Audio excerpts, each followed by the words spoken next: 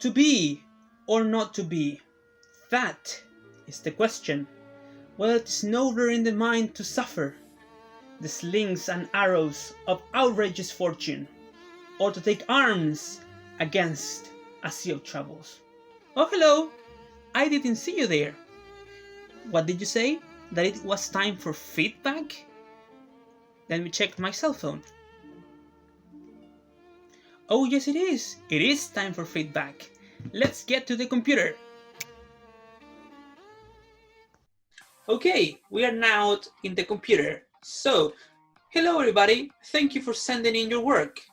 You did really well. It was really great. So thank you and congratulations. Yay! There's still some things we need to revise and go over, but that's fine.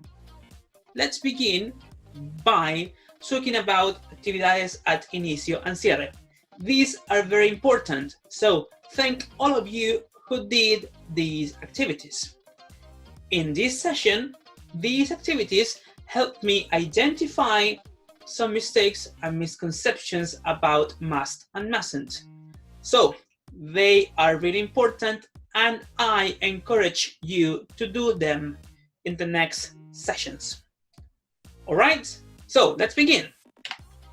First, we're going to go over the use of must and mustn't, okay? We use must and mustn't to talk about rules. Rules are regulation, laws we have in these societies, okay? If you break a rule, you get punished. So that's why we always have to follow the rules, because if we don't, we get punished. Let's move on. How to use must and mustn't. Must and mustn't are the same for every person, okay? It does not matter if you are using the I or you or she or he. They always are must and mustn't. You never change must and mustn't. Unlike in the third person. Remember that in the third person, in present simple, we had to add an S to the verb. Yes? For example, I run, he runs. That does not happen with must or mustn't, okay? It does not change with the third person, like the present simple does.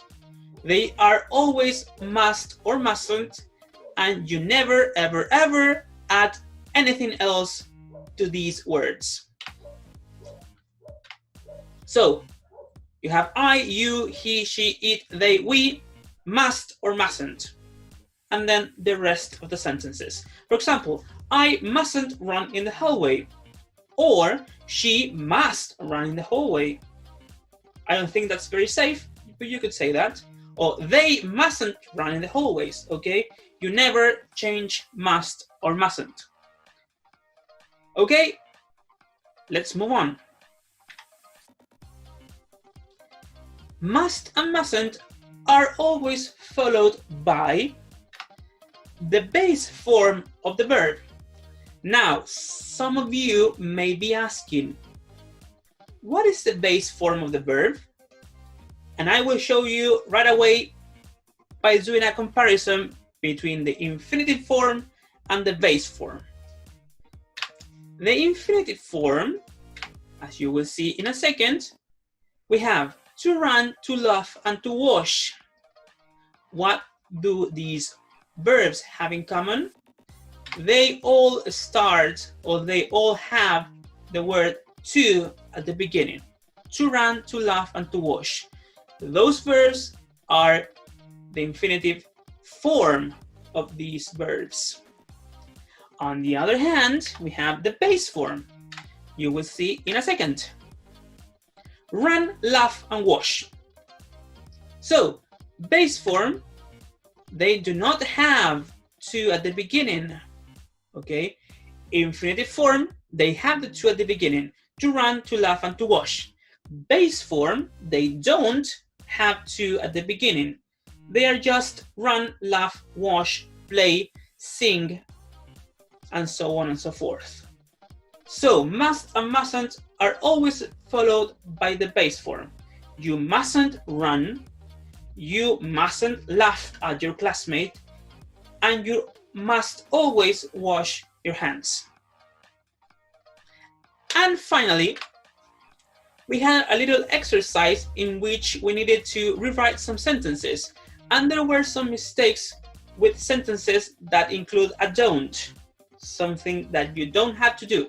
Okay, so for example, we had the sentence, don't play with your foot, and we needed to write or rewrite it to, you mustn't play with your foot. How do we do this? First, we take the sentence, don't play with your foot. Next, we erase the don't, and we only leave the play with your foot part. And finally, we add, in this case, you mustn't, and then play with your foot, okay? Never write, never ever write, you don't, mustn't, or you mustn't, don't. That is a mistake, and some of you did this mistake. That's why I'm revising it here, okay? That's it for this feedback. As I said to you, it was really great, your work was really great, you did very well, and these were some things that we needed to revise because they were little mistakes, misconceptions you had during this session, okay? So thank you very much, and let's see you, or I'll see you in the next one.